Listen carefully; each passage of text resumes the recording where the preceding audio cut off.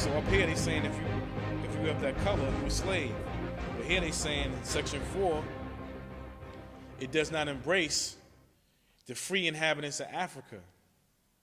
So even when you think about the MSTA case, you gotta look at that. Them brothers was very dark, but they weren't slaves. They were kidnapped, and they were set free.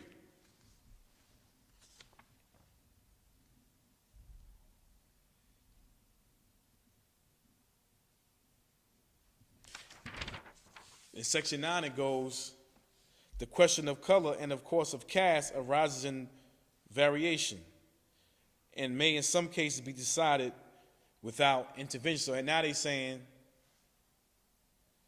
the question of color, but then also of the caste system. What's your status in that society, regardless of your skin hue?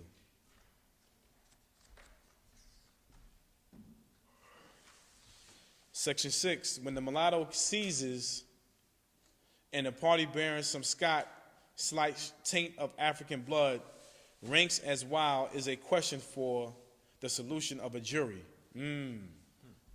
Now they're saying a jury, that means you're going before the court. All right? In some mulatto cases, depending on how the individual is. So this is very interesting and intricate information regarding skin hue, status, caste. Who are you? And section, let me see, this is 614. Clermont versus to witness offered to testify in superior courts. Actions, Charleston of slander for words charging the plaintiff with being a mulatto. So here you have people going to court regarding what people being charged with. Remember I talked about the William Dungy case. He was being charged with being a Negro. Abraham Lincoln represented him. He won the case. They said, although he is of a dark skin, he is of Moorish descent. They said he was from Portugal or something. Right? So now we have, in the court case record, Moorish descent from Portugal. And Abraham Lincoln, who himself had a dark, swarthy hue. We're going to get into that.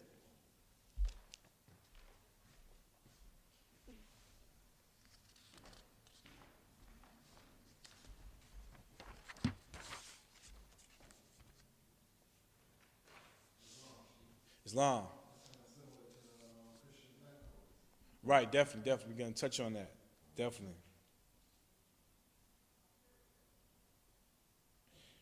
Section 15, where, however, there is to be a question as to the color of the realtor or realtors, the court may, in its discretion, cast the burden of proof on the tax collector or the relator. Generally, I think it should be cast on the tax collector, as his execution is the first allegation of color of the realtor. As the issue may result, the writ of prohibition is made absolute or dissolved.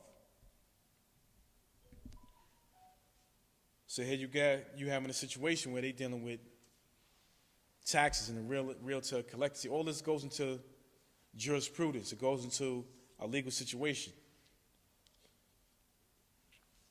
But again, because a lot of our so-called black civil rights leaders, they never really pushed this issue of status,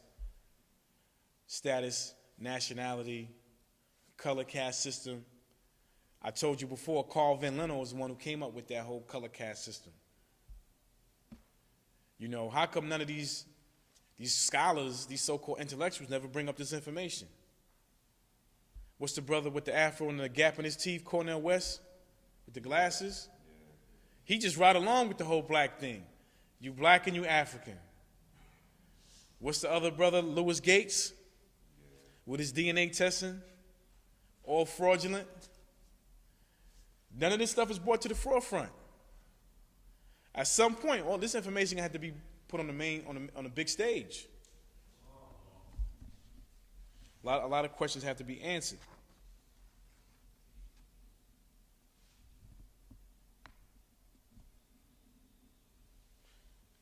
So again, you can see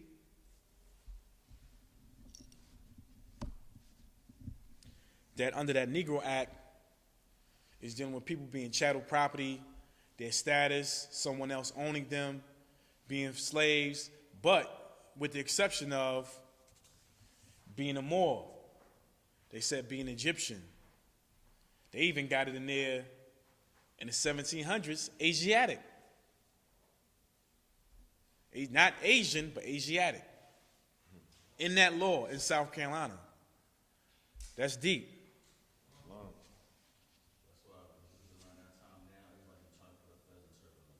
Say it again? Right. No, definitely. Definitely.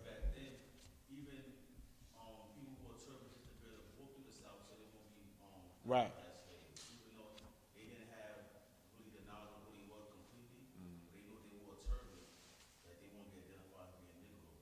Absolutely.